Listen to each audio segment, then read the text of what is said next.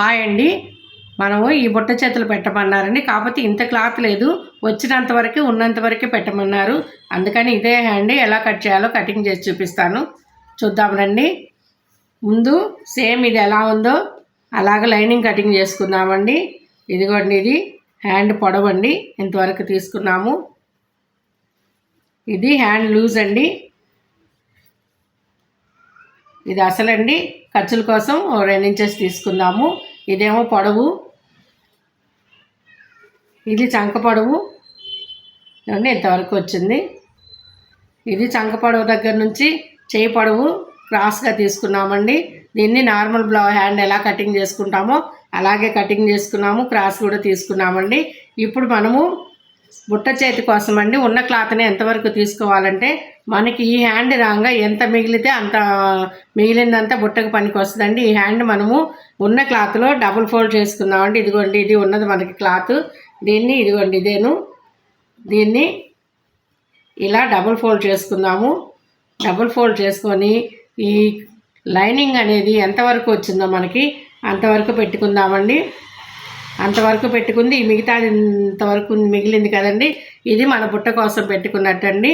ఇక్కడ ఏమవుతుందంటే, ఈ హైట్ ఉంది కదండి, దీనిలో కలిపేసుకోవచ్చు. ఇక్కడ ఇదిని దీనికన్నా క్లాత్ ఎక్కువ ఉందనుకోండి, దీనికన్నా పొడవ పెట్టుకుంటే బుట్ట లేచే బుట్ట వస్తుందండి. ఇది మనకి క్లాత్ ఇంతే ఉంది కాబట్టి, ఈ నార్మల్ మనకు ఆదికి ఇచ్చిన బ్లౌజ్ ఎంత పొడవు ఉందో అంత క్లాతే ఉంది కాబట్టి బుట్ట అంతగా పైకి లేగోదండి, నార్మల్ పొడవుతోనే వస్తుంది. అయినా పర్లేదు, వాళ్ళు పెట్టమన్నారు కాబట్టి పెడుతున్నాము.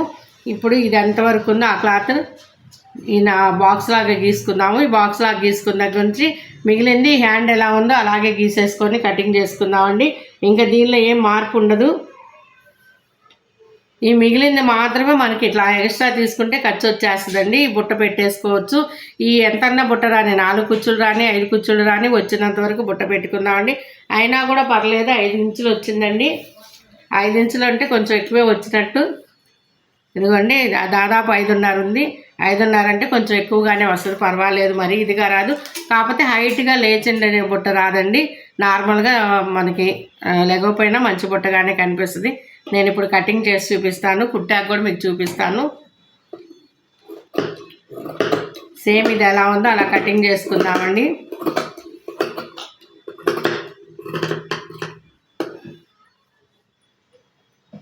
ఇక్కడ డాట్ పెట్టుకుందాము. దీన్ని సెంటర్ ఓపెనింగ్ చేసుకుందామండి. ఇవి 2 చేతులు కదా, ఒక చేతి ఓపెనింగ్ చేసుకుందాము.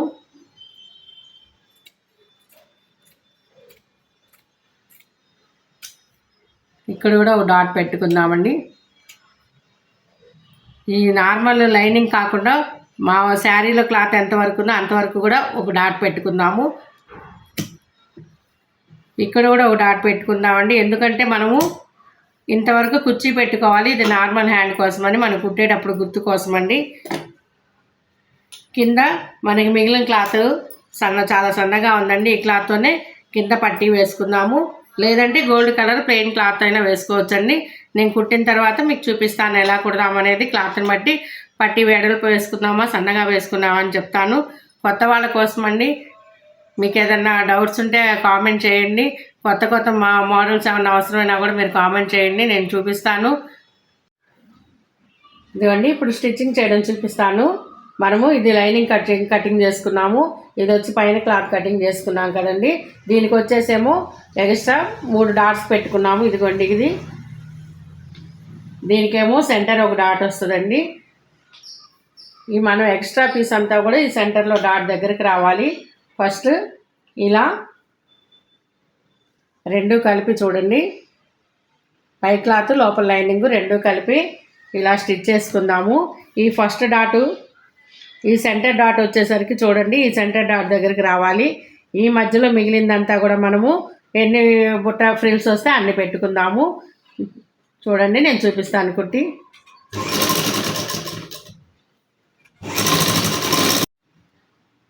ఇదిగోండి, ఇక్కడ దాకా ఇది సెంటర్ పాయింట్. సెంటర్ పాయింట్కి అటువైపు నుంచి ఎక్స్ట్రా ఉన్న పీస్ అంతవరకు వచ్చాయి. 5 ఫ్రిల్స్ వచ్చాయండి. మళ్ళీ ఇటువైపు నుంచి కూడా మనం ఎక్స్ట్రా ఉంది కాబట్టి ఇది కూడా ఇలా పెట్టేసుకుందాం ఫ్రిల్స్. ఇదిగోండి, ఇలా ఎక్స్ట్రా ఉన్న క్లాత్ అంతా కూడా ఇలా ఫ్రిల్స్ వచ్చాయి పెట్టుకున్నాము. సెంటర్ మధ్యలో మనం 3 డాట్లు పెట్టుకున్నాం కాబట్టి ఆ 3 డాట్లు సెంటర్కి వచ్చేట్టు చూసుకొని ఎన్ని ఫ్రిల్స్ వస్తే అన్ని ఫ్రిల్స్ పెట్టుకోవాలండి. క్లాత్ ఎక్కువ ఉంటే ఎక్కువ వస్తాయి, తక్కువ ఉంటే తక్కువ వస్తాయండి. దానిలో ఆలోచించాల్సిన విషయం ఏమీ లేదు. ఇప్పుడు ఇటువైపు కూడా అంతేనండి. ఇటువైపు ఎన్ని ఫ్రిల్స్ పెట్టుకున్నాము, ఇటువైపు కూడా అన్ని ఫ్రిల్స్ పెట్టుకుందాము. పెట్టి చూపిస్తాను. ఇలా మధ్యలో ఫ్రిల్స్ అన్నీ కూడాను ఎంతవరకు వస్తే అంతవరకు పెట్టుకుందామండి. ఈ చివర నార్మల్గా స్టిచ్ వేసుకుందాం. చూడండి, కింద ఇలా బార్డర్ వేసుకుందాం. దీనికి ఇక్కడ పైపింగ్ వేసుకుందామండి. ఇదిగోండి, ఇక్కడ చూడండి సన్నగా పైపింగ్ వేసుకున్నాము, కింద పట్టీ వేసుకున్నాము. ఇప్పుడు ఈ పట్టీని సన్నగా ఫోల్డ్ చేసేసుకొని ఈ పైపింగ్ కింద వచ్చేట్లు కుట్టుకుందామండి. ఇదిగోండి చూడండి బుట్ట ఎంత నీట్గా వచ్చిందో. దీన్ని బ్లౌజ్కి జాయింట్ వేసి చూపిస్తానండి. ఇదిగోండి చూడండి హ్యాండ్కి ఎంత చక్కగా ఫ్రిల్స్ వచ్చాయో. బ్లౌజ్కి జాయింట్ వేసి చూపిస్తున్నాను. చూడండి, కింద ఇలా పైపింగ్ వేసుకున్నాము, కింద బార్డర్ ఇలా హ్యాండ్కి ఇలా టచ్ చేసుకున్నామండి. చూడండి ఎంత బాగుందో. హ్యాండ్ చూస్తుంటేనే అర్థమవుతుంది మీకు ఎంత నీట్గా ఉందనేది. పఫ్స్ కూడా చూడండి ఎంత చక్కగా వచ్చాయో. దీనికి ఇన్విజిబుల్ పైపింగ్ కూడా చూడండి ఎంత నీట్గా ఉందో. నేను ఏ బ్లౌజ్కైనా కూడా పైపింగ్ వేస్తే ఇలాగే ఉంటుందండి. చూడండి రెండు వైపులా కూడా మీకు ఎంత నీట్గా అర్థమవుతుందో. ఇక్కడ జాయింట్ కూడా చూడండి, నేను జాయింట్ వేస్తే అసలు జాయింట్ వేసినట్లు కూడా కనిపించదండి. షోల్డర్ దగ్గర ఇదిగోండి, ఇది బ్లౌజ్ పీస్ దండి, ఇదేమో లోపల లైనింగ్ అండి. కానీ రెండు కూడా ఖర్చులు కనిపించవు. చూడండి ఎలా ఉందో. పైపింగ్ వేసినా కూడా ఇలాగే వేస్తానండి, షోల్డర్ జాయింట్ వేసినా కూడా ఇలాగే వేస్తాను. చూడండి ఎంత పర్ఫెక్ట్గా. పైపింగ్ చూస్తేనే మీకు అర్థమవుతుంది ఇన్విజిబుల్ పైపింగ్ ఇంత నీట్గా ఉంటుందా అని. ఇలా ఉంటేనే మన దగ్గరకు మళ్ళీ మళ్ళీ వస్తుంటారండి కస్టమర్లు. నేను ఇక్కడికి వచ్చి కొత్త అయినా కూడా నాకు ఇంతవరకు పెరిగిందంటే నా ఫిట్టింగ్ కటింగ్ బాగుంటుంది కాబట్టి, నీట్గా బాగుంటాయి కాబట్టి వస్తారండి కస్టమర్లు. ఎప్పుడైనా వాళ్ళకి నచ్చితే ఒకసారి వచ్చిన వాళ్ళు రెండోసారి ఎక్కడికి పోరండి. ఇదిగోండి చూడండి ఒకసారి ఎలా అంత బాగా కనిపిస్తుందో. బ్లౌజ్ అంతా కూడా చూసుకోండి. ఇది ప్రిన్స్ కట్ బ్లౌజ్ అండి. బ్యాక్ ఓపెను చూడండి ఎంత బాగుందో. ఈ పైపింగ్ వేయడంలో కూడానండి 2-3 రకాలు ఉన్నాయి. అవి నేను బ్లౌజెస్ వేసేటప్పుడు చూపించానండి. రేపు ఒకసారి విడిగా అన్ని ఒక వీడియోలో ఎలా వేయాలో చూపిస్తాను.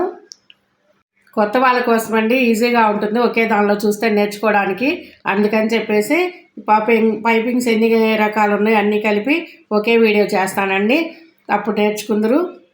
మా ఛానల్ని సపోర్ట్ చేయండి, సబ్స్క్రైబ్ చేసుకోండి, లైక్ చేయండి, షేర్ చేయండి. ఉంటానండి, బాయ్ అండి.